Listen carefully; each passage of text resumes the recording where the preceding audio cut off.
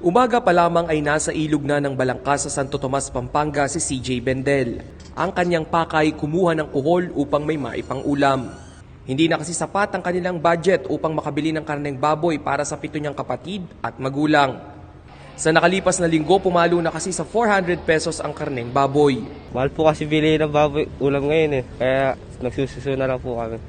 Ayon kay CJ, imbes na ipambili ng ulam na karne ang 400 piso, mas uunahin nilang bumili ng bigas. Pero tila inaalat din siya sa pagkuha ng kuhol dahil mataas ang tubig sa ilog. Kunti lang po. Lilipat po kami doon sa kabila Para? Manghuli po ulit. Bibenta mo namin yung iba.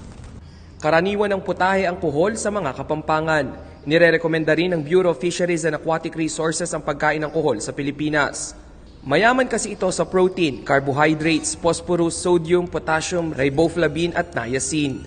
Samantala kahapon ay pinag-utos ni Pangulong Duterte ang pagpapatupad ng price ceiling sa mga piling pork at chicken products sa Metro Manila sa loob ng 60 araw.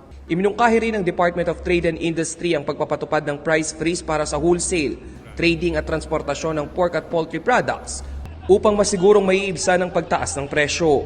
Base sa Executive Order No. 124, hindi dapat lalampas sa 270 pesos ang kada kilo ng pigi, 300 pesos sa liempo at 160 pesos kada kilo ng manok. Rainiel Pawid, CLTV News.